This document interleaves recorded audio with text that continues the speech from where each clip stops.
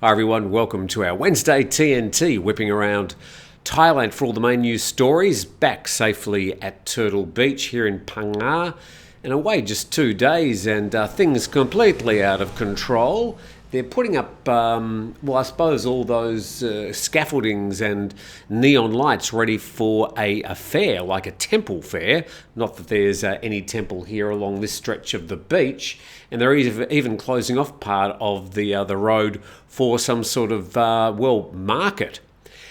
It looks much like they do for the Turtle Festival, which is in March, but I'll have to consult Oracle Steve to find out what it's all about a bit later. Anyway, to follow up on the main news stories, and this story, which has been sort of framed as a sort of a German pedophile story, but it really is about underage sex workers here in Thailand, and that issue seems to have been completely forgotten in people's commentary on the matter. But a Thai lawyer has rejected German child sex suspects' claims, and this reported in CalSouthEnglish.com. And the story says after the PM directed the Ministry of Justice and the Royal Thai Police to thoroughly investigate the details in the Deutsche Welle documentary that claimed a German suspect involved in child prostitution paid Thai officers a million baht bribe and escaped, a Thai lawyer who previously worked for the German told a different story.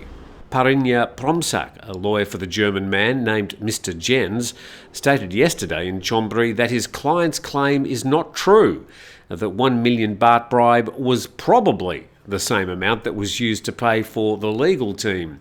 The word probably doesn't really give me a lot of assurance, and part of which was used as bail money as the court had set, 500,000 baht, and another part was used as expenses for the legal team. And he said, I confirm that the 1 million baht that the German man claimed in the video to be paid as a bribe to government officials is incorrect. Definitely not true. The provision of information by foreign media makes Thailand and government officials greatly discredited. Therefore, I have to come out and explain today. A little bit lost in translation there. Mr. Jens was later released on bail in court, including permission to travel out of the kingdom on November the 7th. This is last year. The Pattaya provincial court imposed bail conditions of 500,000 baht and ordered him to return to report on November the 14th. The accused did not show up as scheduled. He later gave an interview to the German media, saying that he paid 1 million baht to be able to escape from Thailand.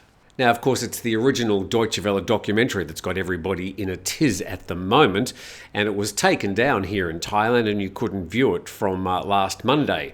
However, it has been re-uploaded, and since being re-uploaded some 8 hours ago, it's received nearly 75,000 views. I'm tipping it's probably going to get a whole lot more until it's, probably blocked as well. And some more news about that story. When we go to the PattayaNews.com, Thai lawyer denies German expat paid bribe to escape child sexual abuse charges in Pattaya. And Mr. Parinya said that Mr. Jens was granted permission to leave the country because he claimed that he had to return to Germany to attend a business meeting with his partners to verify his identity because his foreign bank accounts had been frozen. And the lawyer further stated that the money that was mentioned in the German media was actually used to pay for Mr. Jens' legal fees, adding Mr. Jens paid a bail of 500,000 baht to the court and that the remaining money was used to cover the legal expenses. Another reason the German suspect was permitted to exit the country was because he lived in Thailand and had a Thai wife. He also operated a business in the country. Mr. Parinya emphasised that Mr. Jens' false allegations were causing great damage to Thailand and its law enforcement officials. And that article says the case has been prominently featured on much Thai media, causing intense debate despite being over a year old. And it's not over yet. You can be sure that this will keep being a social media topic here in Thailand for coming days.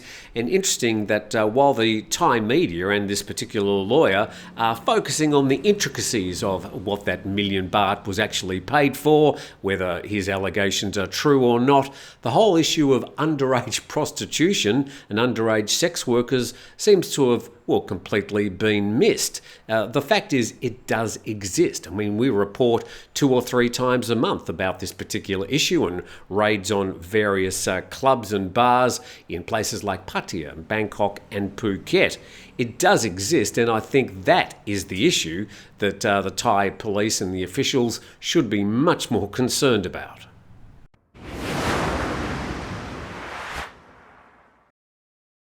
Thanks for dropping in on our Wednesday TNT. I've really enjoyed yesterday the Monet and Friends exhibition, a virtual exhibition about the Impressionist painters, not just Monet, and beautifully presented. I was a little bit worried it was about 990 baht. However, there is concessions if you're, I think, a student or over 65. I missed by about that much. But really worth the money anyway, and I spent about an hour and a half in there.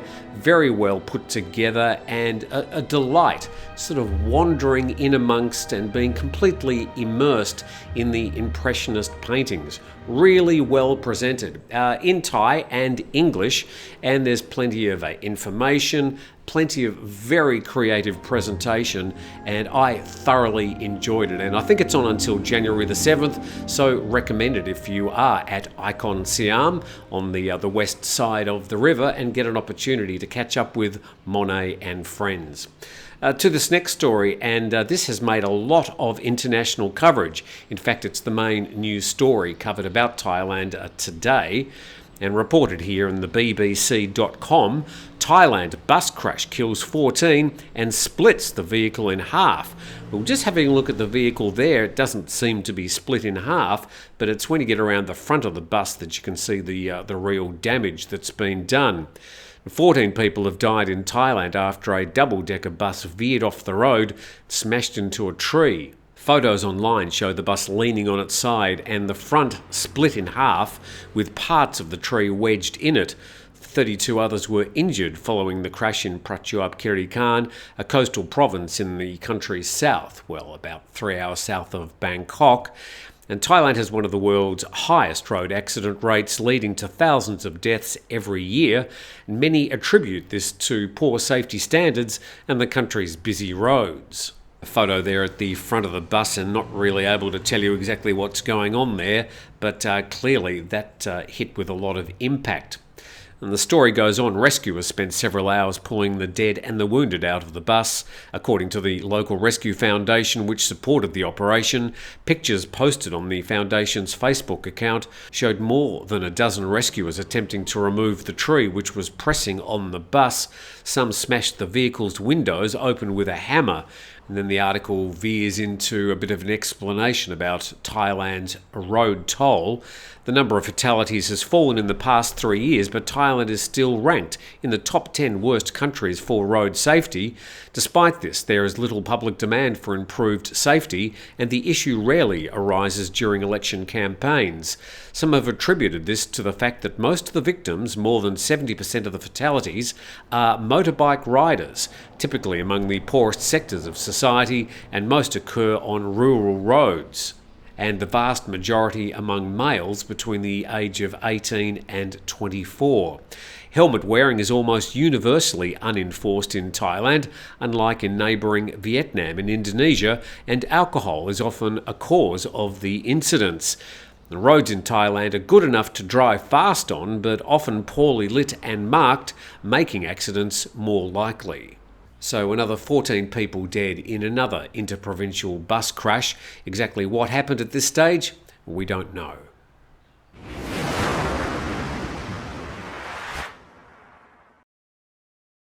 And big thanks to our sponsor, 5 Star Marine. You can contact them at 5starmarinephuket.com. Plenty of destinations to head out, and really we're getting into the best 4 or 5 months of the year to head out onto Phangar Bay, check out all the islands and the beaches. Now, I can recommend that if you're going to do that, you do it with 5 Star Marine. A link in the description below if you'd like a special deal for TNT viewers. And now, another one of those things that the government are doing, positive things, to try and, well, at least mitigate some of the worst of the PM 2.5 air pollution problem in Thailand. This reported by CowsodEnglish.com. Bangkok will tighten pollution standards for diesel vehicles. The Bangkok governor this week said that the BMA will impose stricter standards for diesel vehicle exhaust in a bid to rein in the level of PM 2.5 microdust particles. The decision came after a meeting with the Energy Ministry. Engine oil will be required to be changed more frequently, along with, I suppose that should be, an oil filter. Exact measures will soon be announced, and they're also going to be discussing with governors from neighbouring provinces on how to reduce agricultural waste burning. And the governor added that working from home is an alternative, but that requires good data about specific parts of Bangkok to support the decision-making process. And the World Health Organization says that more than 30,000 deaths in Thailand can annually be attributed to ambient air pollution. So apart from those measures to subsidise the sugarcane farmers, here's another one. But in both cases, it's going to require enforcement. And that seems to be an area where Thailand doesn't seem to do particularly well at. To this story, and nationthailand.com, tugboat raid in Chachoengsao yields 2,000 kilograms of crystal meth, and police foiled an attempt to smuggle 2 tons of crystal meth or ice out of the country on Monday night, arrested 13 suspects. They found the 2,000 kilograms of ice hidden in packages of dried food stowed in crates at the bottom of the tugboat. The 13 crew members jumped overboard, but the police hauled them out of the water. The police say the drugs were destined for a rendezvous point in international waters where they'd be transferred to another vessel and smuggled to other countries. Another report said that most of these drugs were headed to Australia. And police said they have yet to identify the mastermind behind the smuggling attempt. Investigations are ongoing. And reported by nationthailand.com, as is this story, entitled His Majesty the King's Son Lays Flowers Statue of His Grandfather in Bangkok. Remembering that yesterday was the 5th of December, the birth date of King Bhumibol Adulyadej, and His Majesty the King's second eldest son, Vajrasaurn, paid his respects at the statue of his grandfather, His Majesty the late King Bhumibol Adulyadej, in Bangkok's Dusit district yesterday. And Vajrasaurn, who works as a lawyer in New York, travelled to Thailand on Monday to attend yesterday's Father's Day celebrations. This is his second trip to his homeland this year. And after living abroad for 27 years, basically in self-exile, Vajrasaurn and his younger brother Chakriwat made their first visit to Thailand on August the 7th. Vajrasaurn is fondly called Tan On by Thais, while Chakriwat is known as Tan Ong. And you don't have to be a code breaker to know exactly what's going on with these visits. Hope he enjoys his visit to Thailand this time. And to this story from BangkokPost.com, government nod for CEO governors. Now, just a little bit of background. The governors who are appointed around Thailand, except for Bangkok, are appointed by the government, and in many ways these are civil servants who work their way up to the top, and a governorship is almost a gift. They are largely ceremonial, but they do sign things off. But the current government is trying to make them more like Western CEOs. And the cabinet's agreed in principle to grant all provincial governors authority broadly equivalent to that of a company CEO as part of the government's decentralisation policy. But the Move Forward Party, the main opposition, is doubting as to whether the claimed decentralisation matches more widely accepted international definitions. According to the Cabinet-approved proposal, provincial governors will be authorised to conduct performance appraisals of executive senior civil servants, raise their salaries, offer special rewards, and also take disciplinary action against them when necessary. Goodness gracious, they won't know what hit them. Key performance indicators would be introduced, and they'll also have to map out a 20-year provincial development outlook. But the one thing that won't change is the way that they become governors. And as these new style governors would not be elected by people in their provinces, the policy should not be seen as pro-decentralisation. This is according to a representative from the Move Forward Party. He says unlike 20 years ago when the Thai Party introduced the very same policy, provincial governors nowadays hold far less power. Yeah, pretty much they hold meetings and they plant trees and they open kindergartens. We head now to the PattayaNews.com. This story all the way out to the west in Kanchanaburi. And Kanchanaburi gears up for River Kwai Bridge Festival 2023, and it's going to be held from the 8th until the 17th of December, a part of Thailand I'd warmly recommend that you get up to at some stage. And the River Kwai Bridge Festival is held annually to commemorate lives lost in World War II as the River Kwai Bridge, also commonly known as Death Railway, which was constructed during that time. Locally pronounced as River Kwai, I think the movie Bridge on the River Kwai just popularised the Western pronunciation of the river. And each year the River Kwai Bridge Festival has folk performances according to World War II history, local products and concerts from famous Thai artists, completely free of charge. And if not for this week, I'd be heading up to Kanchanaburi when you next get back to Thailand. Leave 3 or 4 days aside to have a look around this particular area. It's a very interesting part of Thailand, something that seems to not really be on the tourist map, and it should be. So thank you for joining us today, Wednesday. It's December the 6th.